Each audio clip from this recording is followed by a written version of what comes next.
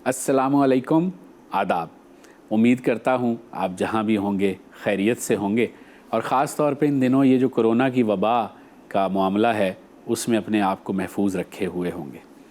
ये दिन मुझे इसलिए अच्छे लग रहे हैं और मेरे लिए यादगार हैं कि इन दिनों जिन शख्सियात से मुझे मिलने का मौका मिल रहा है और मैं आपसे भी उनको मिलवा रहा हूँ, अमूमन आमने सामने और बिल्कुल एक दूसरे के सामने बैठकर बात करने का मौका कम मिलता है, क्योंकि वो दूसरे शहर में रहते हैं। उस शहर का नाम मुल्तान है, जहाँ के वो एक शानदार मुदर्रिस हैं, मुहक्किक हैं, नकाद हैं, बहावलदीन ज़करिया यूनिवर्सिटी के शोबा उर्दू के साबिक सदर भी रहे हैं और उसके अलावा प्रोफेसर हैं, वहाँ पढ़ाते भी हैं, दीगर और बहुत सारी उनकी जहतें हैं।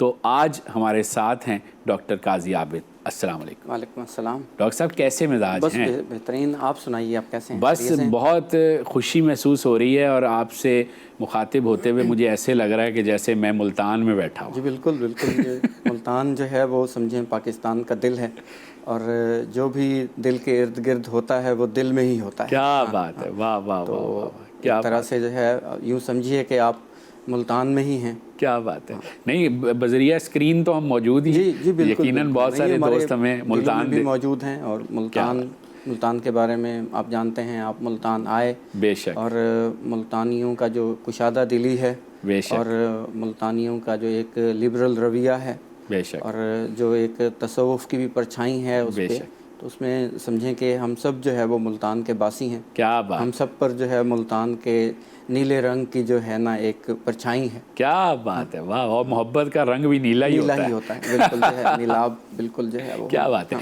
अच्छा डॉक्टर साहब, हम अगर शुरू करें गुफ्तगू और पहला नुक्ता अगर हम तदरीस का और तालीम का लें, तो जो मजमूई सूरत हाल है और ख़ास तौर पे अगर मैं यहाँ जामिया कराची का ज़िक्र करूँ और यहाँ से मुतल्लिक, तो हमारे यहाँ ख़ास तौर पे अगर आप ही के शोबे का ज़िक्र हम यहाँ करें तो शायद मेरे दोस्त बुरा माने, लेकिन सच ये है कि कोई तहकीक की सूरत हाल बहुत अच्छी नहीं है।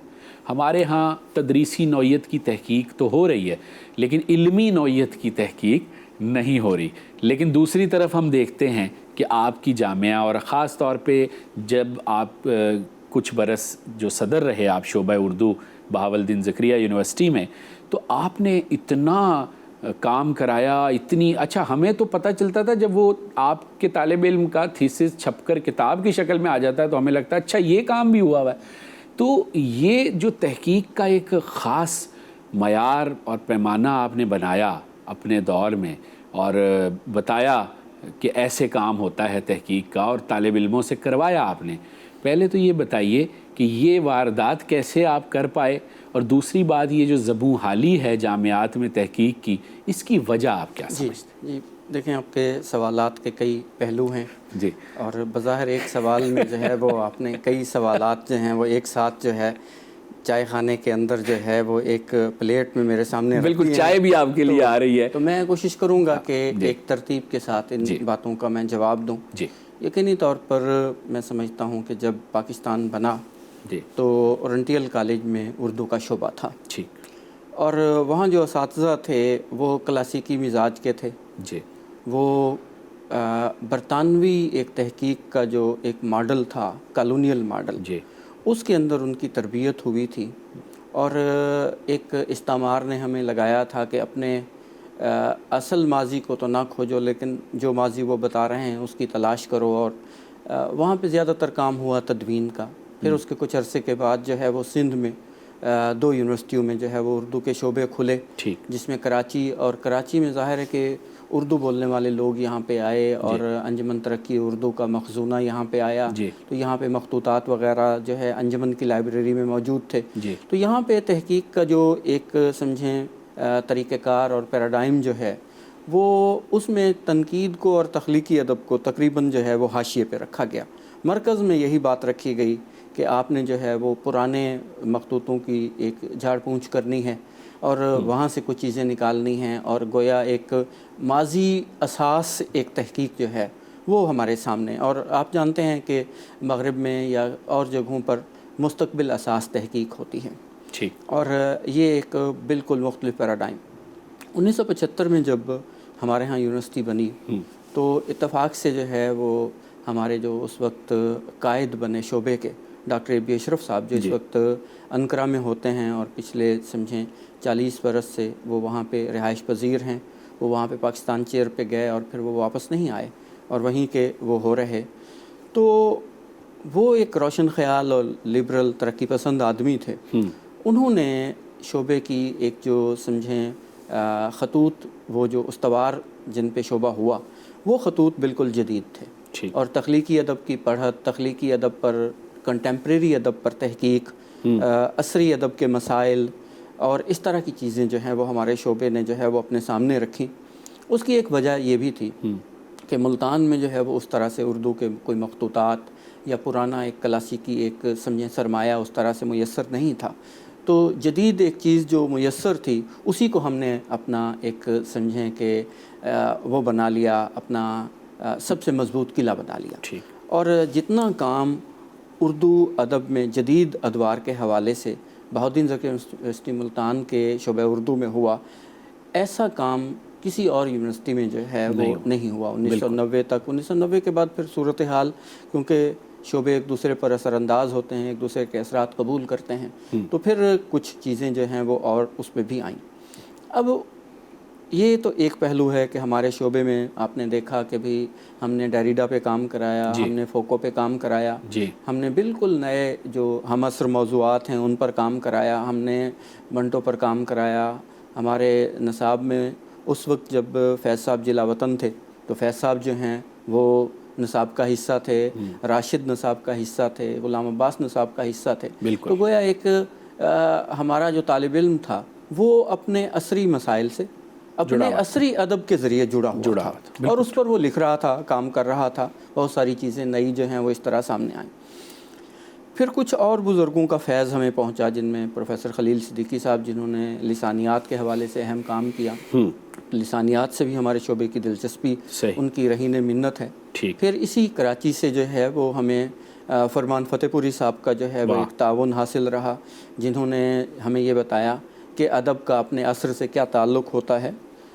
یقینی طور پر وہ ایسے سمجھے، میں سمجھتا ہوں کہ ہمارے بزرگوں میں ایسے آدمی تھے جن کی بیک وقت جو ہے وہ قدیم ادب پر بھی نظر تھی، قدیم ادب پر بھی لکھ رہے تھے اور جدید ادب پر بھی لکھ رہے تھے۔ تو ایسے بزرگوں کی تربیت اور ان کے فیض سے جو ہے وہ ہمارے شعبے میں یہ ایک نئی چیزیں جو آئیں۔ فرمان صاحب نے تو اس شہر کو بھی بہت بالکل نوازا اپنی علم سے، نو ڈاؤٹ، اس میں کوئی شک نہیں۔ دوسری بات جو آپ نے کہی کہ علمی زبوں حالی، تحقیق کی زبوں حالی کی، تو میں سمجھتا ہوں کہ میں ایک استاد ہوں اور مریضانہ رجائیت ہی صحیح، لیکن میں ایک رجائیت پسند آدمی ہوں، اور میں سمجھتا ہوں کہ ہر زوال کے اندر سے نا ایک عروج جو ہے وہ نکلتا ہوا دکھائی دیتا ہے ہمارے ہاں ایسی صورتحال جس کی طرف آپ نے اشارہ کیا۔ مختلف جگہوں پہ جو تحقیق کی صورتحال ہے، ہم 2-3 اس کی وجوہات ہیں۔ ایک تو جامعات جو ہیں وہ 1990 کے بعد بہت ساری کھلی دانشگاہیں بنی اس ملک میں، وہاں جو لوگ گئے ان میں سارے کے سارے جو ہے وہ قابل لوگ نہیں تھے، کچھ اوسط درجے کے تھے، کچھ اوسط درجے سے بھی کم تر درجے کے تھے، تو وہ لوگ جو ہے وہ یہ کوشش کرتے رہے کہ 40 سال پہلے اگر کسی موضوع پہ کسی جگہ کام ہوا ہے تو اسی کے کوئی الفاظ بدل کے تو کوئی کام چلا لیا جائے، کوئی یہ کر لیا جائے۔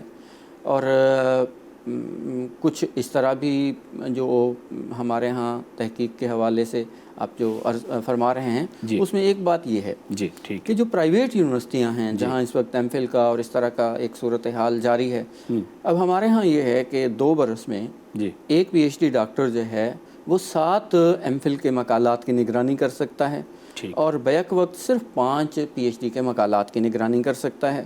پرائیویٹ سیکٹر میں 250-250 300 طالب علم داخل ہوتے ہیں اور وہاں کالج کے اساتذہ جنہوں نے کبھی زندگی میں، یا ریٹائرڈ اساتذہ جنہوں نے زندگی میں کبھی انٹر کی کلاس بھی نہیں پڑھائی ہوتی، وہ وہاں پہ پڑھاتے ہیں، کلاس روم میں جاتے ہیں، کہتے ہیں چلو بچوں کل شریف پڑھو 7 دفعہ۔ وہ یہ بھول جاتے ہیں یا شعوری طور پر وہ سمجھتے ہیں کہ وہ قبرستان میں بیٹھے ہیں۔ صحیح۔ تو یہ ایک جو صورتحال پیدا ہوئی اور 300 400 طالب علم جب اس طرح سے جو ہے وہ ایک دقیانوسی طریقے سے پڑھ کر آتے ہیں اور طوطا بن کے آتے ہیں اور رٹا لگا کے چیزوں کو آتے ہیں تو اس سے ایک فرق پڑتا ہے، اور وہ ایک زوال جو ہے وہ پورے اس پہ محیط ہو جاتا ہے، معاشرت پر محیط ہو جاتا ہے۔ تو ہمیں ایک توقع رکھنی چاہیے کہ جو ایک مقدار کے اندر سے کبھی تو ایک معیار نکلے گا۔ جی کچھ جو ہے وہ ہمارے اوپر HEC کے کچھ قوانین کا بھی جبر ہے، ٹھیک، اس کی وجہ سے بھی مثلاً یہ کہ اب کہا جاتا ہے کہ اگر PhD کا ایک طالب علم ہے تو وہ ایک مقالہ چھپوائے ایسے رسالے میں جو HEC کا منظور شدہ ہے۔ اب وہاں پہ جو سمجھیں مقالات چھپتے ہیں جی انہیں شاید وہی مقالہ نگار بھی نہیں پڑھتا جس نے وہ لکھا ہوتا ہے۔ صحیح، اور آپ دیکھیں آپ ماشاءاللہ پڑھے لکھے آدمی ہیں، جی آپ کی نظر سے کتنے HEC کے منظور شدہ رسائل اور جرائد گزرے ہیں، تو ایک ایسی صورتحال ہے ہمارے ہاں۔ صحیح، اس کا میں سمجھتا ہوں کہ تحقیق سے زیادہ ہماری تنقید کی دنیا کو نقصان پہنچا ہے۔ یہاں میں روکنا چاہوں گا کیونکہ تنقید کی دنیا جو ہے اس پر میں نے آپ سے کچھ پوچھنا بھی ہے، جی جی بالکل، لیکن میں چاہتا ہوں آپ ہمارے ڈھابے میں آئے ہیں تو آپ بات مکمل کریں، پھر آپ سے ہم چائے کا آرڈر لیں گے۔ جی جی اچھا، اب یہ ہے کہ دیکھیں تنقید کبھی بھی ہمارے ہاں فرض کریں کہ آپ 1950 سے دیکھیں، جی 1950 سے لے کر تو 2000 تک آپ آ جائیں، 2010 تک آ جائیں، دو آدمی تنقید کی دنیا سے باہر تنقید کی دنیا میں ایسے دکھائی دیتے ہیں جن کا تعلق جو درس و تدریس سے نہیں ہے۔ ٹھیک ہے، ایک وزیر اعلیٰ تھے، ٹھیک ہے، اور ایک ان کے مقلد جو سمجھیں کہ بھی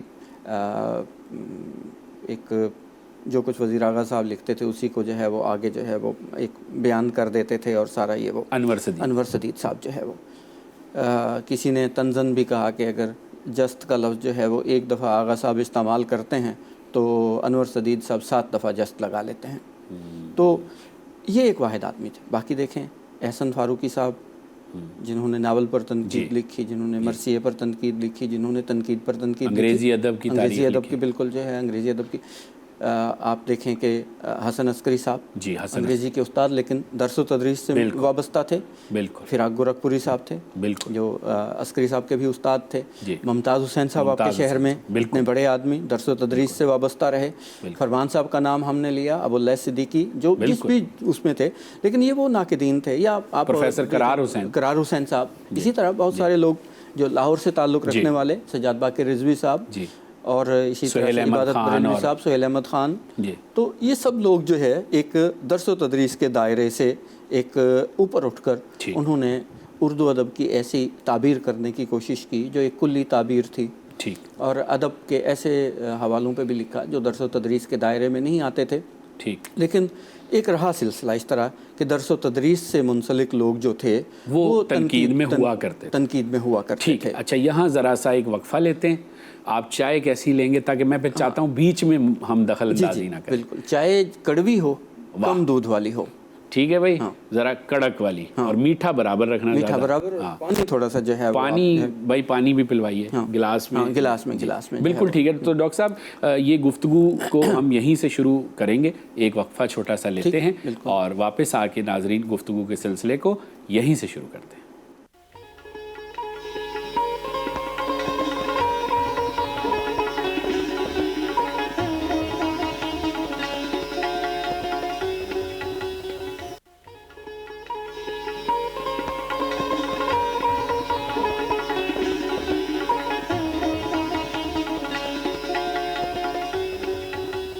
جی بات ہو رہی ہے بہت ہی زبردست، اور ڈاکٹر قاضی عابد بتا رہے ہیں کہ تنقید کے شعبے میں تدریس سے جڑے ہوئے وہ لوگ اور ادب سے جڑے ہوئے لوگوں کا ہونا کیوں ضروری ہے۔ جی تو اب یہ ہے کہ بھی جو اس وقت صورتحال ہے، جی تازہ ترین منظرنامہ، اس میں یہ ہے کہ پچھلے 30 برس میں جی ہندوستان میں جو یونیورسٹیوں سے جڑے ہوئے لوگ ہیں انہوں نے بہت اچھی تنقید لکھی، ٹھیک، ہمارے ہاں بھی بہت اچھی تنقید لکھی گئی، لیکن ہمارے ہاں ایک مسئلہ یہ ہوا کہ یونیورسٹیاں جیسے میں نے پہلے بھی بات کی کہ بہت ساری کھلی، ان سے جو اساتذہ ایک منسلک ہوئے انہوں نے تنقید کی ایک جو خلاقی تھی اس کو ایک طرف رکھ کر وہ جو ایک فرسودہ طریقے سے جو ہے سمجھیں نقل در نقل کا ایک سلسلہ جو ہے کہ اگر آپ نے فرض کریں کہ بھی حالی کو پڑھانا ہے، جی مثلا مجھے بھی حالی کو پڑھانا پڑتا ہے، ٹھیک ہے، لیکن یہ ہے کہ حالی کو میں اس طرح سے پڑھتا ہوں پڑھانے کے لیے کہ اس کو میں آج کی تنقید کے ساتھ جوڑ کر دیکھوں. ٹھیک ہے. اور یہ دیکھنے کی کوشش کروں کہ آج جب ایک پس نوآبادیاتی تنقید ہمیں کچھ نئے پیراڈائم سوچنے کے مہیا کرتی ہے تو حالی کو جو ہے وہ ہم اس تناظر میں دیکھنے کی کوشش کریں کہ حالی جو ہے اپنے تنقیدی عمل میں جن 4-5 اہم باتوں کی طرف اشارہ کر رہا تھا جی تو وہ آج ہمارے لیے کتنی اہم ہیں اور ان کو ہم آگے کیسے بڑھا سکتے ہیں. ٹھیک. تو ہمارے ہاں جو ہے وہ عام طور پر جو ہے ایک کلاس نوٹس کو جو ہے وہ تنقید کا درجہ دے دیا گیا اور وہ نوٹس بھی برسہ برس چلتے ہیں. برس سے چلنے والے جو ہے وہ. اور بجائے اس کے کہ ہم اپنے نوجوان اساتذہ کی جو ہے کوئی تربیت کرتے اور انہیں بتاتے کہ وہ اپنے ذہن سے سوچ کر کچھ نئے مباحث جو ہیں انسپریشن ڈالیں اس ہاں میں. بالکل جو ہے وہ تو وہ ایک عنصر جو ہے وہ ختم ہو گیا ہے. اب آپ یہ دیکھیں کہ آپ کراچی سے شروع ہوں, جی آپ لاہور تک چلے جائیں, آپ پشاور تک چلے جائیں, آپ کو ان درسگاہوں میں 5 نقاد بھی نہیں ملیں گے. بالکل ایسے ہی. اور اگر آپ جو ہے وہ 1980 کے عرصے کو دیکھیں تو یونیورسٹیاں کم ہیں, نقاد زیادہ ہیں, بہت زیادہ ہیں. اور جو بھی نقاد ہے وہ اپنی جگہ پر ایک منفرد انداز میں کام کر رہا ہے. سہیل احمد خان جو لکھ رہے ہیں وہ سجاد باقر رضوی صاحب سے مختلف ہے. ٹھیک. قرار صاحب جو لکھ رہے ہیں وہ فرمان صاحب سے مختلف ہے. بالکل ٹھیک. ابواللیث صدیقی جو لکھ رہے ہیں وہ دیگر لکھنے والوں سے ایک مختلف انداز کا حامل ہے. ہمارے ہاں اب یہ ہے کہ کچھ سہل پسندی اور کچھ مغرب سے جو نظریات 1980 کے بعد ہمارے پاس آئے ان کی تکرار نے ایک ہمارے نقاد کو فرسودہ کر دیا. ہمارے نقاد نے یہ غور نہیں کیا کہ کیا ساختیات جو ہے وہ اس کے اپنے ادبی متون کو سمجھنے میں اس کی معاونت کر سکے گی یا نہیں کر سکے گی. دوسرا یہ ہے کہ ہم یہ سمجھیں, میں آپ کو ایک ذاتی تجربہ بتاتا ہوں کہ جب میں پوسٹ ڈاک کر رہا تھا ہائیڈلبرگ میں تو وہاں ایک سیمینار ہوا اقبال پر. ٹھیک. میں نے اقبال کی ایک بہت سادہ سی نظم ہے پرندے کی فریاد, ٹھیک ہے, میں نے اس کی پوسٹ کالونیل ایک تعبیر کی. جی. وہ وہاں پہ میں نے پڑھی, 2-4 رسائل میں وہ چھپائی بھی. جب میں واپس آیا تو ملتان میں ایک بہت بڑا ایک ادبی ادارہ تھا, اردو اکیڈمی, اس کے ہفتہ روزہ تنقیدی اجلاس ہوتے تھے. اس میں نے وہ مضمون پڑھا. ٹھیک ہے. جب اس پر گفتگو شروع ہوئی اور 4-5 لوگوں نے اس پر گفتگو کی تو میں نے صاحب صدر سے درخواست کی کہ اس کی کوئی روایت نہیں ہے کہ جو مضمون نگار ہے وہ بولے, لیکن میں آپ سے معذرت خواہ ہو کر ایک بات کہنا چاہتا ہوں کہ میرا یہ مضمون ساختیاتی نہیں ہے جس پر یہ گفتگو کی جا رہی ہے کہ یہ ساختیاتی مضمون ہے. اب یہ بات ہو گئی. اس کے بعد بھی 10-12 لوگوں نے یہی بات کی کہ یہ ساختیاتی مضمون جو ہے. اب جہاں پہ یہ صورتحال ہو تو وہاں پہ ہم یہ سمجھتے ہیں کہ اگر سہیل صاحب جو ہیں وہ 4 دفعہ دال لکھیں گے, 6 دفعہ مدول لکھیں گے, سگنیفائر سگنیفائڈ کی بات کریں گے, ایک آدھ حوالہ لیوی سٹراس کا دیں گے, ایک آدھ حوالہ جو ہے فرڈیننڈ ڈی ساشیور کا دیں گے, تو اس سے مضمون ساختیاتی ہو جائے گا. بھئی جب تلک آپ فن پارے کی مختلف ساختیں, اس کے مرکز, اس کے کوڈز, کنونشنز فن پارے کے اندر سے دریافت نہیں کریں گے تو آپ کا مضمون ساختیاتی نہیں ہوگا. بالکل ٹھیک.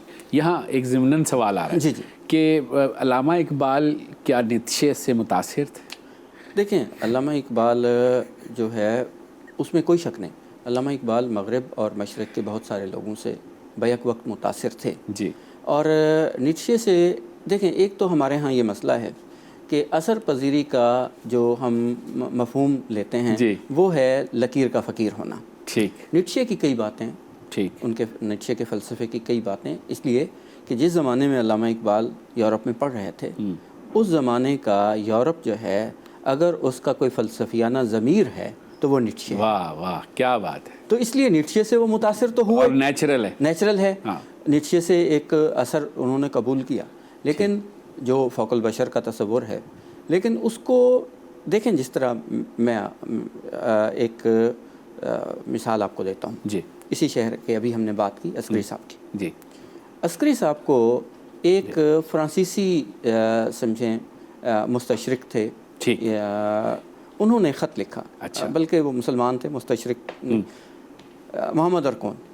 انہوں نے کہا کہ میں کلام مجید میں جو قصے بیان ہوئے ہیں ان کا کوئی ساختیاتی مطالعہ کرنا چاہتا ہوں۔ اچھا، عسکری صاحب نے انہیں لکھا کہ آپ یہ کام نہ کریں، اچھا، اس لیے کہ جو یہ تنقیدی نظریات ہیں جی، وہ بڑا دلچسپ خط ہے عسکری صاحب کا۔ اچھا، تو آپ اس تناظر میں جب ایک چیز کو پرکھیں گے 20 سال کے بعد اگر یہ نظریہ یا یہ ایک پیراڈائم وہاں سے ابسلیٹ ہو گیا تو پھر آپ کیا کریں گے؟ صحیح، تو ایک دائمی اور عدم دائمی کے اس میں تصور میں واہ، اب یہی صورتحال جو ہے دیکھیں، اگر آپ مابعد جدیدیت کی اس بات کو مان لیتے ہیں کہ وہ گرینڈ نیریٹیوز کو توڑتی ہے جی، جیسا کہ توڑتی ہے وہ، جی بالکل، تو اب یہاں پر جب آپ کے مذہبی اعتقادات کو تو ایک طرف رکھیں، جی، جب آپ کے ثقافتی اعتقادات کا بھی رد کرے گی وہ، جی، جیسے مابعد و طبیعات کا ڈیکنسٹرکشن رد کرتی ہے جی، اور مابعد و طبیعات کی مختلف سطحوں کا رد کرتی ہے، تو پھر آپ کے لیے کوئی نہ کوئی اسی طرح کی صورتحال، جیسے وزیر آغا نے تیسری آنکھ دریافت کی دریدہ کی، پھر اسی طرح کی کوئی کیفیت آپ کو، تو میں سمجھتا ہوں کہ علامہ اقبال کے ساتھ بھی یہی مسئلہ تھا۔ صحیح، وہ اس فوق البشر کو کوئی نہ کوئی ایک اسلامی ایک اینگل سے انہوں نے پھر دیکھا، اور پھر ایک اور بات ہے جو ہمارے ہاں بہت کم لوگ جو ہیں وہ اس کا تذکرہ کرتے ہیں، وہ عبد الکریم الجیلی کا تصور ہے فوق البشر کا، اچھا، جو بیک وقت جو ہے وہ انسان کامل کے نام سے ان کی کتاب چھپی، تو وہ اسی طریقے سے جو ہے اچھا، سمجھیں کہ بھئی جو نیٹشے کا ایک سمجھیں فوق البشر کا تصور ہے، اسی طرح عبد الکریم الجیلی کا تصور بشر بھی ہے، اور اس کی کچھ ٹھیک، تو اقبال نے اس کو تھوڑا سا جو ہے اپنے ثقافتی پیراڈائم میں، اپنے مذہبی ابعاد میں جو ہے وہ ایک اس کو متصور کرنے کی کوشش کی، ٹھیک، لیکن ظاہر ہے کہ آپ نے ایک تصور تو لیا، اور اگر آپ کے پاس جو ہے مغرب میں جانے سے پہلے وہ تصور نہیں تھا، اور مغرب جا کر آپ نے جو فلسفہ پڑھا اس کے بعد وہ پیراڈائم آپ کے ہاں آیا ہے، تو پھر اس کا یہ مطلب ہے کہ آپ نیٹشے سے متاثر ہوئے ہیں، لیکن آپ نیٹشے کے معتقد نہیں بنے، آپ نے اس میں اپنے اس کی چیزیں کچھ رکھی۔ بالکل صحیح، بالکل ٹھیک، معتقد ہونا اور متاثر ہونا دو الگ بالکل معنی، اور ہم زندگی میں ہم سب متاثر ہوتے ہیں، بالکل جو ہے بالکل ٹھیک۔ اچھا، آپ کی گفتگو سے ایک سوال اور میرے ذہن میں آیا کہ ہمارے ہاں سوشل سائنسز تو ویسے ہی یتیم تھی معذرت کے ساتھ، پھر مزید اس کے ساتھ ستیلی اولاد والا سلوک ہوتا رہا معاشرے کی طرف سے کہ جب بچہ کچھ نہ کر سکے تو یا تو مدرسے میں ڈال دو یا آرٹس پڑھا دو، لیکن اب بہرحال تبدیلی تو آ رہی ہے، لیکن پھر بھی یہ ایک عرصے تک رویہ روا رکھا گیا۔ تو اس کے اندر سوشل سائنسز کے اندر بھی فلسفہ ایک ایسا موضوع ہے جو کہ آپ کا موضوع بھی ہے، فلسفے کو بالکل چھیڑا چھاڑا نہیں گیا، اور ایسا لگتا ہے کہ ہماری جامعات میں چند ایک کو چھوڑ کے مثالوں کو بالکل صفایا ہے اور خاک اڑتی ہے، تو کیا یہ ہمارے مذہبی اور ثقافتی اعتقاد جو ہے اس کو توڑ سکتا تھا، اس لیے اگنور کیا گیا؟ یہ دیکھیں، اس میں دو تین باتیں ہیں۔ جی، پہلی بات تو یہ ہے کہ آپ خوش بخت ہیں کہ آپ کے شہر میں جو یونیورسٹی ہے جی، اس میں جو فلسفے کا شعبہ ہے جی، وہ اس طرح کا شعبہ شاید اس وقت پاکستان کی کسی یونیورسٹی میں نہیں ہے، اور وہ جو میں مثال کہہ رہا تھا کہ چند ایک کو چھوڑ کے اس سے مراد یہی شعبہ تھا، بالکل بالکل یہ بہت زرخیز ہے۔ زرخیز ہے۔ دوسری بات یہ ہے کہ ایک صاحب ہیں نسیم انصاری، جی، انہوں نے یہ حیات اللہ انصاری کے بھتیجے تھے، اچھا، انہوں نے ایک کتاب لکھی ہے مختار مسعود کی آواز دوست کے جواب میں جواب دوست۔ اچھا، علی گڑھ میں یہ دونوں ایک دوسرے سے 2-3 سال آگے پیچھے تھے، دوست تھے، جی، تو جی بالکل جو ہے، تو انہوں نے اپنی اس کتاب میں ایک جگہ لکھا ہے کہ ہم لوگ جو ہے وہ لیبیا میں یا کسی اور جگہ پہ اکٹھے تھے،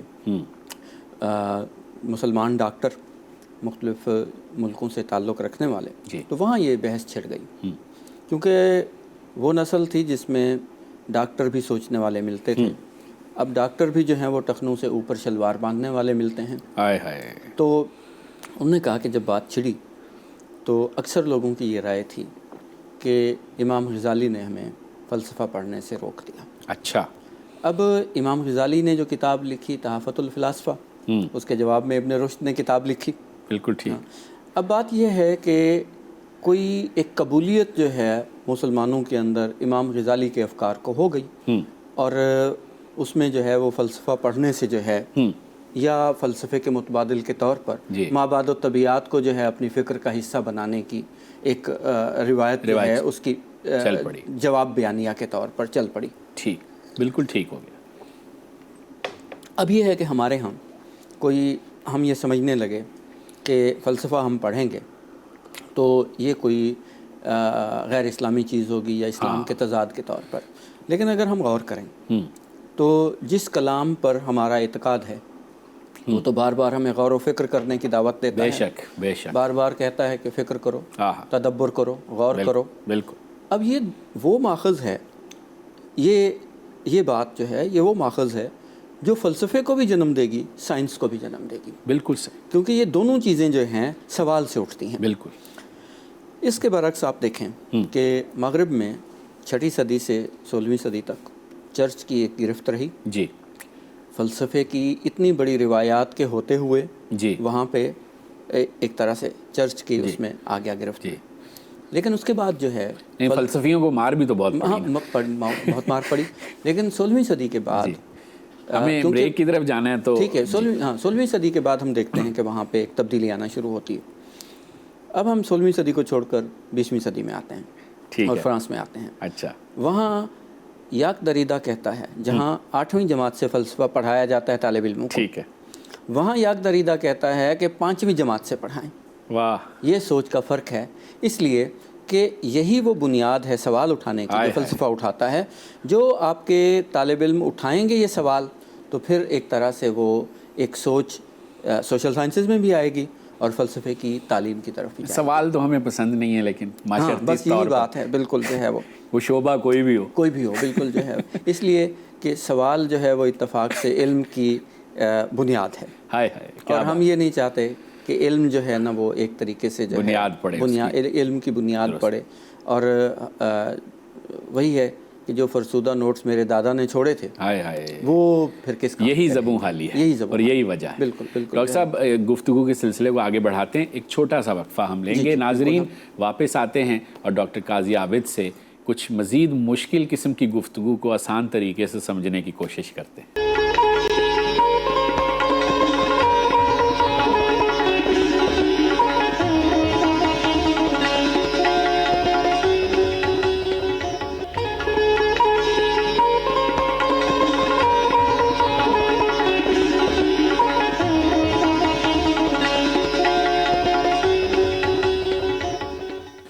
جی تو ڈاکٹر صاحب یہ بتائیں آپ کا پی ایچ ڈی کا تھیسس جو ہے اس کا عنوان کیا تھا؟ دیکھیں جب میں ایم اے کے بعد ایک بے روزگاری کا ایک زمانہ ہم سب دیکھتے ہیں، اسی زمانے میں نے فیصلہ کیا کہ میں پی ایچ ڈی کر لینی چاہیے. اس کو اس عرصے کو جو ہے اس طرح ایک مفید بنایا جائے. ٹھیک ہے. تو 3 موضوعات میرے سامنے تھے. ٹھیک ہے. ایک تو ممتاز حسین صاحب کی رحلت ہوئی تھی. ٹھیک. ایک بڑا آسان موضوع تھا. ہاں. دوسرا یہ تھا کہ بھی فرمان صاحب نے کہا کہ نگار پر کام کر لیں. واہ. اور حکیم محمد سعید صاحب جو ہیں وہ اتنے پیسے دیں گے. اچھا. لیکن پتہ نہیں کوئی ایسا مزاج میرا بھی تھوڑا بہت تھا کہ میں یہ چاہتا تھا کہ میں کوئی ایسا کام کروں جو من پسند ہو. تو ہمارے شہر میں ایک بہت بڑے سمجھیں ماہر اساطیر تھے مرزا ابن حنیف صاحب. تو ان کے ساتھ ایک بڑا سمجھیں تعلق تھا میرا، برخوردار سمجھتے تھے وہ مجھے اور میں ان کو اپنا بزرگ سمجھتا تھا اور ان کے علم اور فضل سے اور ان کی لائبریری سے استفادہ بھی کرتے تھے. تو میں نے پھر اساطیر کے تعلق سے ادب کو دیکھنے کی کوشش کی. تو پہلے یہ طے ہوا کہ پورے یہ ادب کو دیکھا جائے، پھر دیکھا گیا کہ یہ تو بہت پھیلا ہوا کام ہے. کرتے کراتے وہ افسانے تک آ گیا. ٹھیک. تو اردو افسانے میں اساطیری علامات، اور پھر میرا وہ مقالہ چھپا اردو افسانہ اور اساطیر کے عنوان سے جو ہے. تو اس موضوع پر میں نے کام کیا کہ اردو افسانے کی 1903 سے لے کر تو 2000 تک اس طرح سے جو ہے ایک اساطیر کے تناظر میں جو ہے میں نے دیکھا. اور فلسفیکل اینگل بھی آپ نے اس میں رکھے. بالکل فلسفہ اور اساطیر جو ہے وہ الگ الگ نہیں ہے. فلسفہ اساطیر سے بھی جنم لیتا رہا ہے. بالکل. اور آپ تو ہائیڈلبرگ بھی گئے اپنے پوسٹ ڈاکٹریٹ کے سلسلے میں. وہ میرے لیے ایک بڑا کیسا وہ ایک بڑا دلچسپ تجربہ تھا. مجھے یعنی کہ ایچ ای سی کی طرف سے جو ہے وہ ایک اسکالرشپ ملا جس پر میں گیا، اور وہاں میں نے جو سر سید کے دور کی تنقید ہے، سر سید حالی آزاد شبلی، اس کی جو ہے وہ پوسٹ کالونیل اسٹڈی جو ہے وہ کی وہاں پہ. واہ. اور یہ ایک بہت بڑا تجربہ تھا. یورپ کے کئی ممالک دیکھنے کا بھی اتفاق ہوا, وہاں کی لائبریریاں دیکھنے کا اتفاق ہوا, وہاں یہ بھی دیکھنے کا اتفاق ہوا کہ لوگ ریسرچ کیسے کرتے ہیں, تحقیق کیسے کرتے ہیں, اور لائبریریوں کا کیا نظام ہے. مثلا مجھے ایک کتاب کی ضرورت تھی تو میں اپنے شعبے کی لائبریرین سے ملا اور انہیں کہا کہ یہ کتاب مجھے چاہیے. انہیں چیک کر کے مجھے بتایا کہ لائبریری میں نہیں ہے. اچھا. میں ایسے سمجھیں اداس چہرہ لے کر اٹھنے والا تھا کہ انہوں نے کہا تو بیٹھیں. اچھا. تو انہوں نے کہا کوئی بات نہیں, ابھی میں چیک کرتی ہوں کہاں ہے یہ کتاب. تو ایسے 5 منٹ کے بعد انہوں نے مجھے بتایا کہ برلن یونیورسٹی میں یہ کتاب موجود ہے. اچھا. میں سمجھا کہ اب مجھے برلن جانا پڑے گا اس کتاب کے لیے. تو میں اٹھنے لگا, انہوں نے کہا نہیں کہاں بیٹھے ہیں. اچھا. انہوں نے ایسے کوئی کھٹپٹ کی کمپیوٹر پہ, اور 3 منٹ کے بعد مجھے بتایا کہ پرسوں کتاب آ جائے گی, 15 دن آپ اپنے پاس رکھیں, پڑھیں, 15 دن کے بعد آپ مجھے لا دیں گے, ہم واپس کر دیں گے شکریہ کے ساتھ. ایک یونیورسٹی نے دوسری یونیورسٹی سے کتاب منگوائی. تو آپ یہ دیکھیں کہ اس طرح سے جو ہے وہ پھر وہ وہاں پہ سمجھیں کہ بھی مجھے یہ دیکھنے کا موقع ملا کہ بھی جرمن فلسفہ کیا ہے. اور پھر جرمن جو ہیں وہ کیسے انہوں نے دوسری جنگ عظیم, پہلی جنگ عظیم کی شکست کے بعد اپنے آپ کو علمی طور پر کیسے منوایا, ثقافتی طور پر جو ہے وہ کیسے اپنی پرداخت دوبارہ کی, اور ایک معاشی طور پر کیسے وہ اتنے مضبوط ہوئے کہ اس وقت پورے یورپ کی اکانومی جو ہے وہ اس کا انحصار جرمنی پر ہے. بالکل ٹھیک. تو وہ ایک میں سمجھتا ہوں کہ بہت اچھا تجربہ تھا. بالکل. اس سے بہت کچھ سیکھا کہ پڑھانے کا کیا ایک طریقہ کار ہے. مثلاً کئی آپ جسے کہتے ہیں نا کہ ثقافتی ایک جھٹکا لگتا ہے آپ کو. تو اب ایک کلاس میں نے پڑھائی وہاں پہ سمر کیمپ میں. تو طالب علموں نے جو سوالات کیے, مختلف عمروں کے طالب علم تھے, مختلف ملکوں سے آئے ہوئے طالب علم تھے. انہوں نے جو ہے وہ اردو قواعد کے حوالے سے ایسے دلچسپ سوال کیے کہ ہم نے کبھی اس پہ سوچا نہیں تھا اردو پڑھتے ہوئے. پھر جو ہے وہ دیکھا کہ ایک لڑکی کلاس میں بیٹھی ہے, سگریٹ پی رہی ہے. اچھا بیٹھے ہیں, وہ لکھ رہے ہیں اپنے لیپ ٹاپ پہ. تو اب وہ مجھے لگا کہ یار یہ کیا ہے. تو وہ پھر اندازہ ہوا کہ وہاں لیپ ٹاپ جو ہے وہ نوٹ بک ہے. صحیح. اور وہ ہاتھ سے لکھنے کا ایک آتا ہے انہیں, لیکن کلچر ختم ہو گیا. بچوں کو سکھایا ضرور جاتا ہے. تو اس طرح بہت ساری چیزیں جو ہیں وہ ایک نئی معاشرت کی اور نئی معاشرت کی خوبیوں کی وہ دیکھی, کچھ سیکھنے کی کوشش کی. اپنے آپ کو جو ہے وہ تھوڑا سا ایک اس پیراڈائم کے مطابق جو ہے وہ ریسرچ اور یہ اس طرح سے کرنے کی کوشش کی جو ہے اس میں. ڈاکٹر صاحب یہ بتائیے, اب چونکہ وقت بہت تیزی سے ختم ہو رہا ہے تو میں جلدی جاننا چاہتا ہوں, ہمارے ہاں اصل فلسفی پیدا ہونا بند کب سے ہوئے؟ دیکھیں مسلمانوں نے ابن رشد کے بعد کوئی فلسفی نہیں پیدا کیا. ٹھیک. آپ یہ دیکھیں کہ آپ نے سماجی سائنسدان بھی نہیں پیدا کیا. اگر کوئی 2-4 پیدا ہوئے, اقبال احمد جیسے, اشتیاق احمد جیسے, اچھا ان کو آپ نے جو ہے وہ باہر کی یونیورسٹیوں کے حوالے کر دیا. جو ہے وہ آج آپ یہ دیکھیں کہ ہم اپنے پی ایچ ڈی کے طالب علموں کو ہے اقبال احمد کے مضامین پڑھاتے ہیں. ہم ان کو جو ہے وہ ڈاکٹر اشتیاق احمد کی کتابیں پڑھاتے ہیں, اور اس طرح سے جو ہے وہ پڑھاتے ہیں. جو معاشرہ پرویز ہود بھائی کی سائنسی اپروچ کو ہضم نہیں کر سکتا, وہاں فلسفی کیسے پیدا ہو سکتا ہے؟ تو فلسفی سوال اٹھاتا ہے, تو سوال اٹھانے والے آدمی کو ہمیشہ تشکیک کی نگاہ سے دیکھا جاتا ہے. اور بہت ساری ناگفتنی ایک اس کے اسباب بھی ہیں جو آپ بھی جانتے ہیں, میں بھی جانتا ہوں. بے شک. اب اس پر تو میں مزید کیا کہوں, کچھ کہا ہی نہیں جا سکتا. یہ تو ایک میں سمجھتا ہوں ایک تہذیبی دکھ ہے جو ہمیں ملا ہے وراثت میں, بالکل, اور یہ جاری و ساری ہے, یہ غم کا نغمہ. لیکن وہی بات ہے کہ آپ جس شعبے سے تعلق رکھتے ہیں وہاں بھی رجائیت ایک بنیادی قدر ہے, اور میں جس شعبے سے تعلق رکھتا ہوں, استاد کوئی بھی استاد رجائی نقطہ نظر نہیں رکھتا تو پھر اس کو استاد نہیں بننا چاہیے, پھر اس کو کوئی اور کام کرنا چاہیے. بالکل صحیح بات ہے, بالکل ٹھیک. ڈاکٹر صاحب آخر میں آپ سے یہ آخری سوال یہ پوچھنا چاہتا ہوں کہ جب ٹیکنالوجی کا دور ہے, سوشل میڈیا پہ توجہ بڑھ سکتی ہے, ٹائم پاس کرنے کے 138 طریقے آ گئے ہیں, تو ایسے میں ایک سچا طالب علم جو پڑھنا چاہتا ہے, اپنی شعور کے دریچے واہ کرنا چاہتا ہے, کیا کرے؟ دیکھیں جی, وقت گزارنے کے 138 طریقے تو انہوں نے بتائے, لیکن 139واں طریقہ میں اور آپ جانتے ہیں,